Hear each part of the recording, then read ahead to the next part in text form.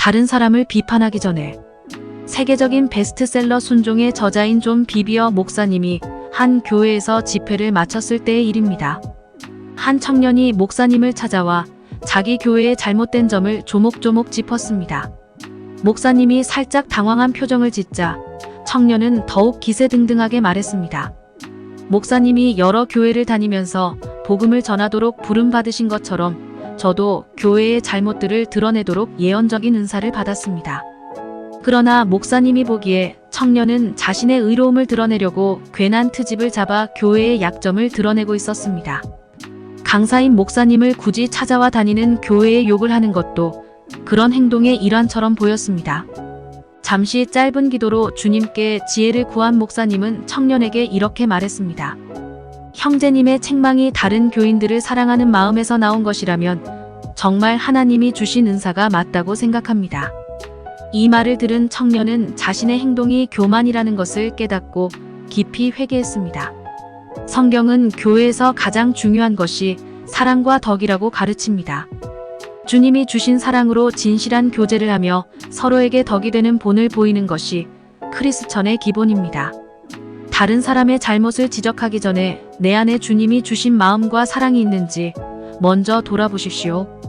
다른 사람을 비판하기 전에 주님의 사랑을 먼저 생각하는 마음에 대해 묵상해 보겠습니다.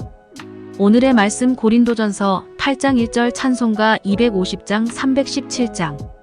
우상의 재물에 대하여는 우리가 다 지식이 있는 줄을 아나 지식은 교만하게 하며 사랑은 덕을 세우나니. 세상에는 자신의 생각만이 옳다고 믿는 사람들이 있습니다. 그들은 스스로 많은 것을 안다고 생각하며 다른 사람들을 비판하는 것을 주저하지 않습니다. 그리고 자신의 생각에 반대하는 사람들을 우습게 여깁니다. 하지만 어떤 사람도 모든 것을 알지 못하고 항상 옳은 것도 아닙니다.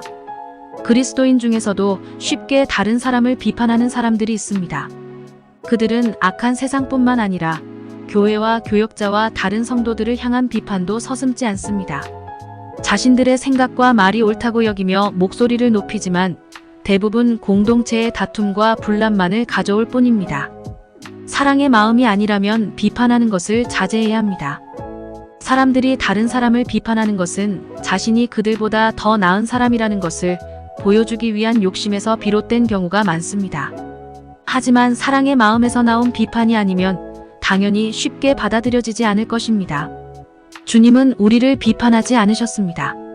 완전하신 주님께서 우리의 생각과 말과 행동을 비판하신다면 우리는 주님 앞에 서지 못할 것입니다. 하지만 주님은 우리를 사랑하셨고 우리에게 주님의 뜻을 깨닫고 잘못된 삶에서 돌이킬 수 있는 믿음을 주셨습니다. 다른 사람을 비판하기 전에 우리에게 우리를 사랑하신 주님의 마음이 있는지 먼저 살펴보아야 합니다. 주님의 마음으로 깊이 묵상한 후에도 비판할 마음이 있다면 그때서야 비로소 조심스럽게 다른 사람의 잘못을 말해주어야 할 것입니다. 비판이 아니라 사랑이 주님의 뜻이기 때문입니다. 오늘의 기도. 주님, 다른 사람을 비판하기 전에 그들을 사랑하는 마음이 있는지 점검하게 하옵소서. 언제나 비판이 아니라 사랑으로 살아가게 하옵소서. 예수님의 이름으로 기도합니다. 아멘.